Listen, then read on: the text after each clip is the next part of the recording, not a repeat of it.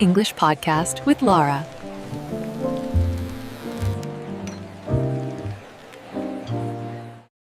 Hello, welcome to English Podcast with Lara. I'm Lara. And I'm David. Really happy to be here with y'all today. It is so good to be back. Honestly, this week flew by so fast. It really did. I feel like I blinked, and suddenly it is Friday. Right? I had one of those weeks where everything just piled up at once.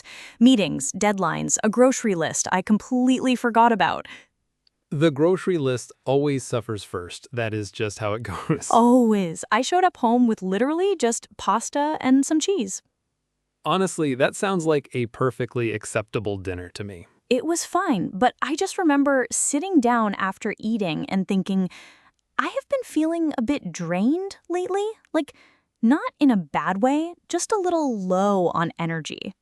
I get that completely. There are weeks where you're just going through the motions and you're not exactly in good spirits, but you're not really down either. Exactly. In good spirits. That is such a good phrase, actually. When someone is in good spirits, you can just feel it coming off them. You really can. I have a friend who is just always upbeat. No matter what is happening around him, he walks in and the whole room shifts a little. That is such a rare quality. Being upbeat doesn't mean pretending everything is perfect.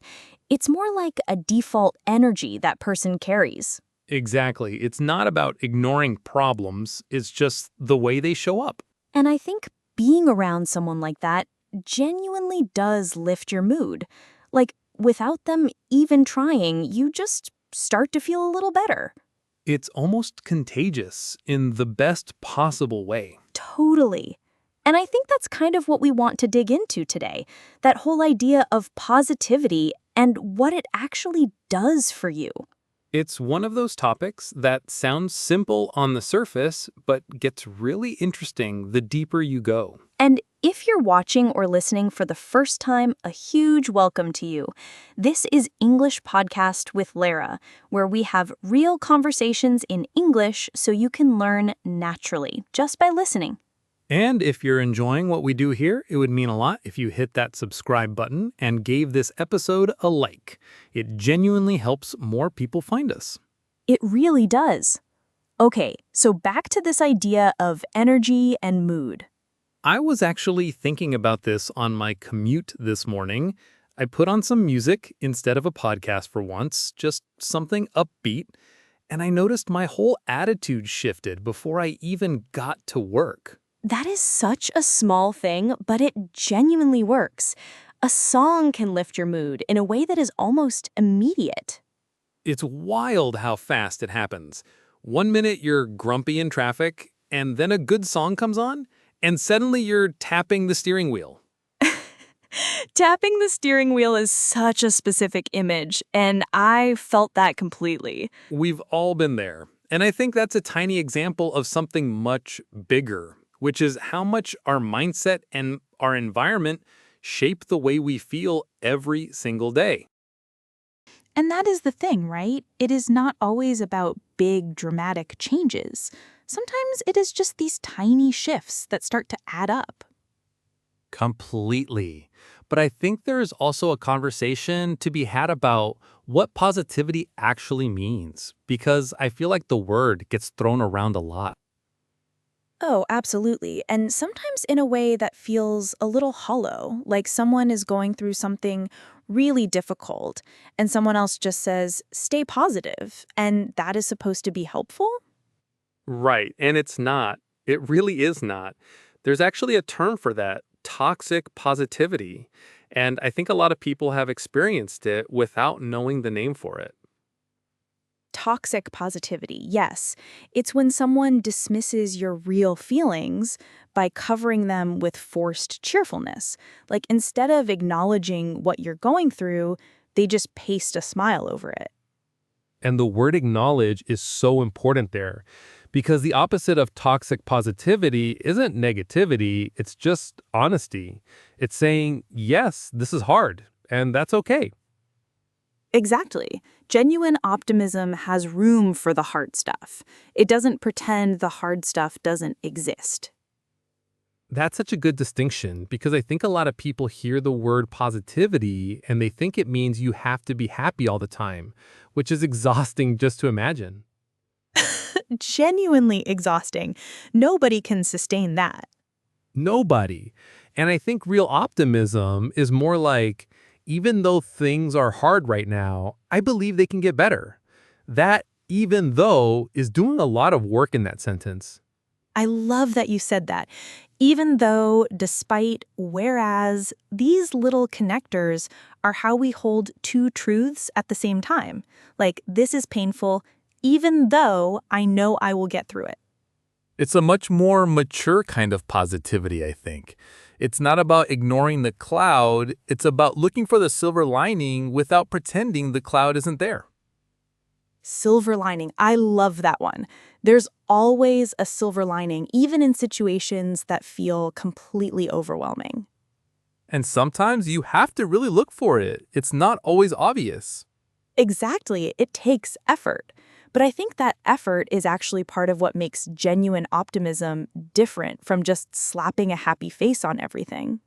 It's intentional. You're choosing to look for what's good despite what's hard. And I'm really curious about your experience with this. Have you ever received advice that felt too positive to actually be helpful? Like someone told you to just smile through it and it just didn't land at all? I feel like everyone has a story like that. Tell us yours in the comments. Seriously, we read every single one, and we would love to hear what happened and what you wish someone had said instead. Yes, please share because those stories are always so real and relatable, and honestly, they help other people feel less alone. And that in itself is a kind of positivity, is it not? Sharing your experience so someone else feels understood. That's actually a beautiful point. Connection is one of the most powerful mood lifters there is, and it doesn't require pretending anything. And I think that connects to something I have been reading about lately, which is how positivity is not just an emotional thing.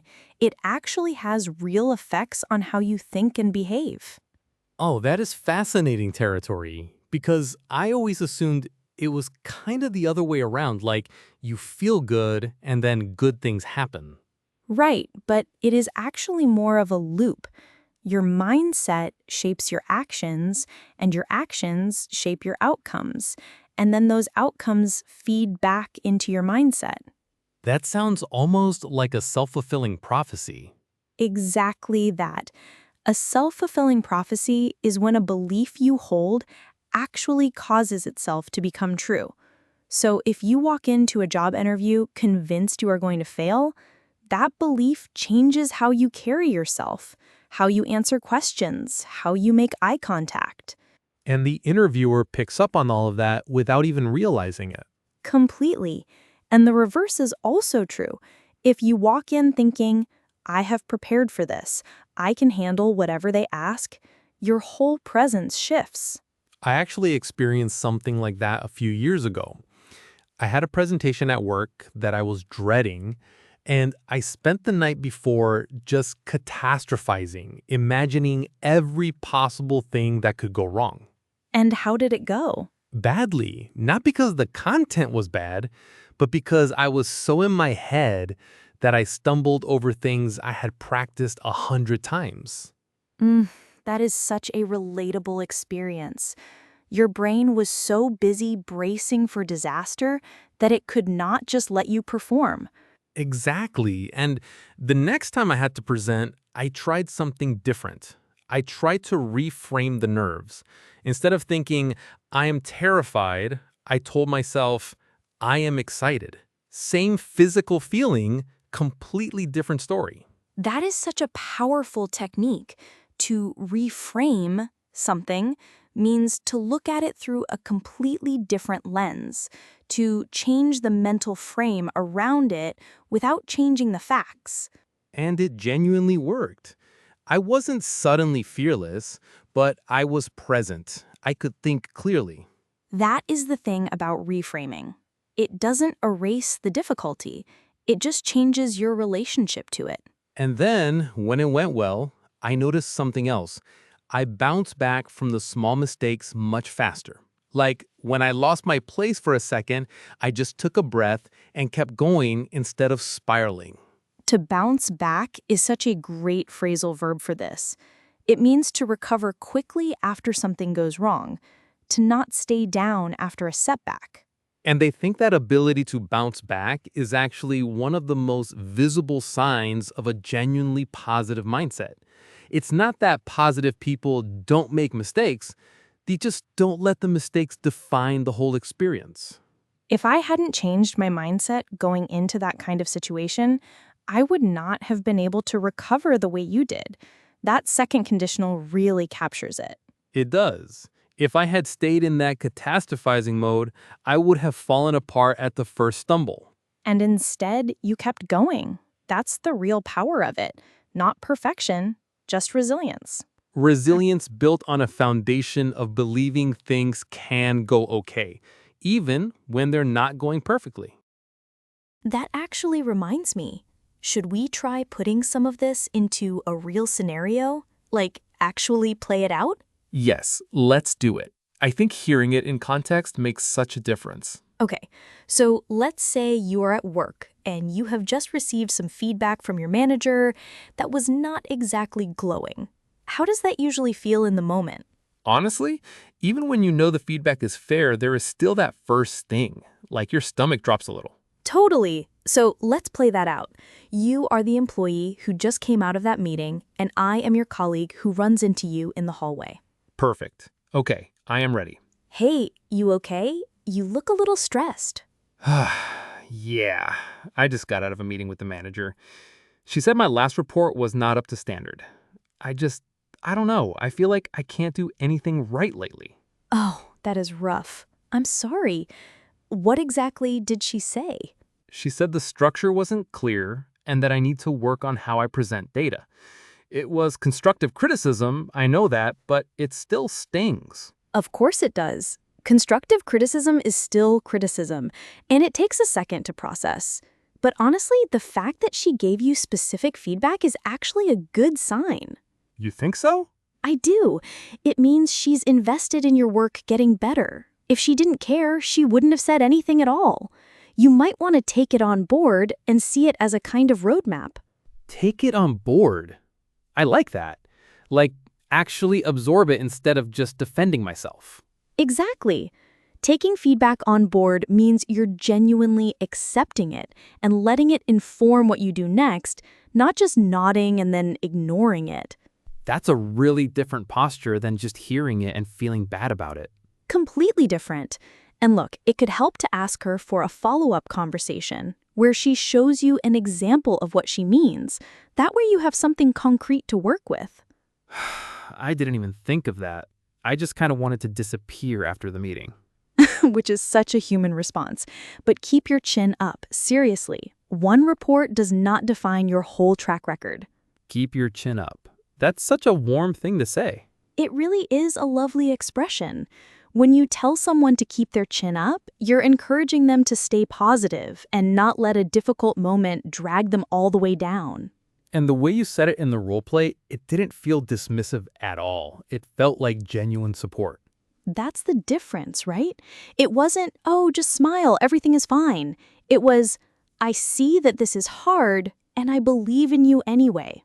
That combination of acknowledging the difficulty and still offering encouragement is exactly what good support looks like. And it also modeled something important, which is using modal verbs to give advice gently. You might want to, it could help to. Those feel so much softer than you should or you must.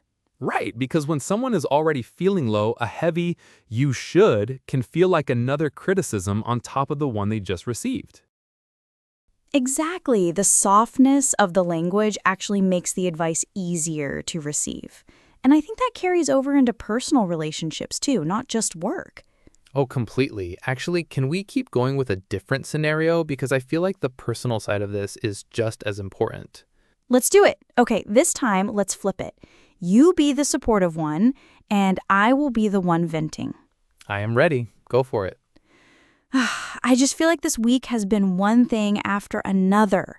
I had a falling out with a close friend, and I have been replaying the whole conversation in my head, and I cannot stop thinking about what I should have said differently. That sounds really exhausting. A falling out with someone close is genuinely painful.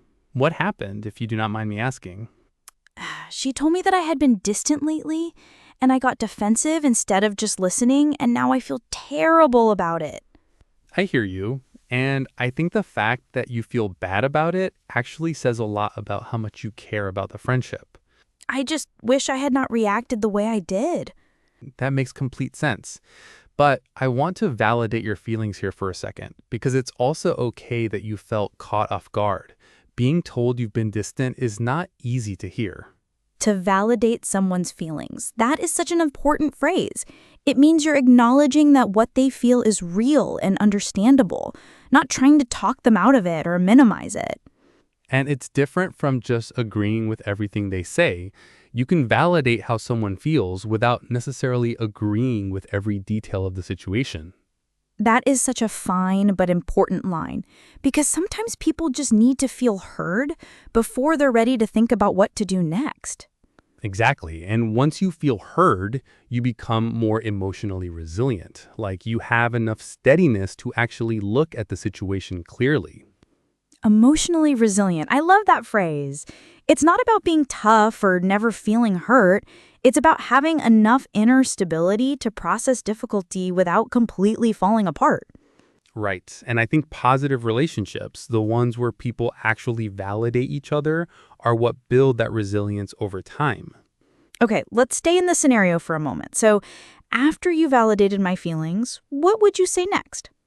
I would probably say something like, on the bright side, she told you how she felt instead of just pulling away silently. That means she still wants to work it out. Oh, that is good. On the bright side is such a natural way to gently shift focus without dismissing what came before. And notice that it came after the validation, not instead of it. That order matters so much. It really does. If you lead with on the bright side before someone feels heard, it lands like toxic positivity. But after they feel understood, it lands like genuine comfort. She told me that she had been feeling ignored for weeks. I didn't go to her first, and I regret that. I did not go. Yes, it's an easy one to mix up. With did in the past, the main verb stays in its base form. Did not go, not did not went. Right, because did is already carrying the past tense, so the second verb doesn't need to change. Exactly. And in reported speech, she told me that she had been feeling ignored. That had been feeling shows us the action was ongoing before the telling happened. It is funny how much grammar lives inside normal emotional conversations without us even noticing it. That is honestly one of my favorite things about learning through real situations. The grammar is just there, doing its job quietly. And speaking of things doing their job quietly, can we talk about something that I think gets overlooked a lot when it comes to positivity in English specifically? What are you thinking? The way you say something, because the same sentence can sound completely different depending on how you stress it. Oh yes, tone and stress change everything in English. Like the words can be positive, but the delivery can make them sound sarcastic or dismissive. Exactly. Take a simple phrase like, "That is really great." If you stress really and let your voice rise a little, it sounds genuine and warm. But if you say it flat, with no movement in your voice at all, that is really great. It sounds like you could not care less. Or even sarcastic, like, "Oh yeah, that is really great." Exactly. Same words, completely opposite meaning. And this is so important for English learners because intonation is one of those things that textbooks do not always teach well. And it connects directly to positivity because if you want to sound encouraging and warm, Your voice needs to move. A flat voice, even with kind words, can feel cold. Let's talk about the word optimistic for a second, because it's one people often mispronounce. The stress falls on the second syllable. Optimistic. Optimistic, not optimistic. Right, and the noun form is slightly different. Optimist. The stress moves to the first syllable. Optimist. Optimist, optimistic. So the stress actually shifts between the noun and the adjective. And if you want to practice this, try shadowing us right now. Say it out loud with us. Optimist. Optimistic. Say it a few times and really let that stress land on the right syllable. It makes such a difference in how natural you sound. And while we're here, the word positive itself trips people up sometimes. A lot of learners say positive with a soft middle, but the natural pronunciation is positive. Positive. The first syllable is the strongest. Positive. And one mistake I hear fairly often is using the word positive almost like a filler. Like someone asks, "Do you think this will work out?" And the response is just positive, positive. Like as if it's just a sound rather than an actual word with meaning. Exactly. When positive is used meaningfully, it carries weight. When it's used as a reflex, it loses all of that. It becomes noise. And that actually connects to something interesting about how we use language to signal our emotional state. When your words and your tone match, people feel it. When they don't match, people feel that too, even if they can't explain why. That disconnect is what makes forced positivity feel off, even when the words are technically correct. The words say one thing, and the voice says another. And the listener's instinct picks up on the gap. So for anyone practicing English, matching your tone to your intention is just as important as choosing the right words. And that idea of matching tone to intention actually opens up something really interesting, which is that positivity does not look the same everywhere in the world. That is such a rich area. Because growing up, I think I absorbed this idea that being openly positive and enthusiastic was just normal, like the default. And in a lot of Western cultures, especially American culture, there is this strong tradition of what people call a can-do attitude. This belief that enthusiasm and optimism are not just feelings, they are almost social obligations. Right, like if you walk into a room and someone asks how you're doing, the expected answer is great, fantastic, never better. Anything less feels like you are bringing the energy down. Whereas in other cultures, expressing that level of open enthusiasm can actually come across as a little naive or even insincere. Because in some places, there is a much deeper respect for what you might call stoicism, that idea of enduring whatever life throws at you without making a big emotional display of it. Stoicism. It's a word with a long philosophical history, but in everyday use, it describes someone who faces hardship quietly and steadily, without complaint, and without needing to perform their emotions for others. And in cultures where stoicism is valued, someone who is loudly positive might be seen as someone who is not taking things seriously enough. It's a completely different framework for what strength looks like, and neither one is wrong. They're just shaped by different histories and values.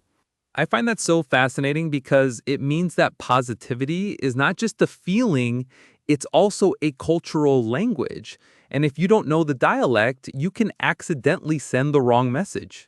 Completely. Like imagine going into an international workplace and responding to every challenge with huge enthusiasm and a smile, and your colleagues from a more reserved culture start to wonder if you actually understand the seriousness of the situation. Or the reverse, someone from a stoic background who stays calm and measured during a crisis, and their American colleagues think they don't care. And this is where the idea of guarded optimism becomes really useful. It's a way of expressing hope and forward thinking without going all in on unbounded enthusiasm. Guarded optimism. So it's like, I believe this can work out, but I'm also being realistic about the challenges. Exactly. It's cautious hopefulness. You're not committing to a purely rosy outcome, but you're not giving up either. And that register tends to travel better across cultures. It's almost a diplomatic form of positivity. I love that framing. And then there's the other end of the spectrum, people who wear their heart on their sleeve, who express every emotion openly and immediately. To wear your heart on your sleeve, that means you show your feelings very openly without hiding them or holding back. And in some contexts, that's seen as authentic and trustworthy. In others, it can be seen as unprofessional or even unstable. Positivity is often associated with openness and warmth in many Western contexts, but that association is not universal at all. Which is why understanding the cultural layer underneath the language is so important. You might be saying all the right words and still be misread completely. Language is never just words. It's always words plus context, plus culture, plus tone. And all of that together is what makes communication feel either connecting or disconnecting, regardless of how technically correct the grammar is. You know, sitting here talking through all of this, I feel like I have genuinely shifted a little just from the conversation itself. That is such a good sign. I feel that too, actually. Like, there's something about putting words to these ideas that makes them feel more real and more usable. And I think that is the thing about positivity that surprised me most when I really started thinking about it. It is not a personality trait you either have or you do not. It is more like a practice. A practice. That word feels right, because practice implies that you're not always going to get it perfectly, and that is completely fine. Exactly. Some days you are going to wake up and the last thing you feel is optimistic. And that's human. The practice is not about forcing a smile. It's about having tools you can reach for. And I think today gave us quite a few of those tools, honestly. Not in a checklist kind of way, just in a, oh, I could try that kind of way. Yes, exactly that. Not a self-help manual, just a conversation between two people who find this stuff genuinely interesting. And I hope it felt that way to everyone listening and watching, because that was really the intention, just to think out loud together. And before we wrap up, we have one last question for you. And this one is personal. What is one small thing that always shifts your mood in a positive direction? It could be anything. A song, a walk, a specific person you call, a cup of tea. Seriously, drop it in the comments. We're always reading them, and we genuinely love hearing what works for real people in real life. For me, honestly, it's making a really good cup of coffee in the morning and just sitting with it for 5 minutes before anything else starts. That is such a perfect answer. Mine is a playlist I made years ago that I only play when I need a reset. It has never failed me. I love that. A dedicated reset playlist. That is actually genius. It's very scientific. Peer-reviewed and everything. Absolutely. Published in a very prestigious journal. If this episode gave you something to think about or even just made your day feel a little lighter, please give it a like. It takes 2 seconds and it genuinely helps this podcast reach more people who might need exactly this kind of conversation. And if you're not subscribed yet, now is a really good time. We put out new episodes regularly, and every single one is designed to help you grow in English while actually enjoying the process. And if you know someone who could use a little positivity boost today, share this episode with them. That's honestly one of the kindest things you could do. A small act of generosity that costs nothing. which is kind of the whole spirit of today, is it not? Small things, real impact. Couldn't have said it better. Thank you all so much for spending this time with us. Thank you, truly. This is English Podcast with Lara, and we'll see you in the next one. Take care of yourselves and keep that chin up. Until next time.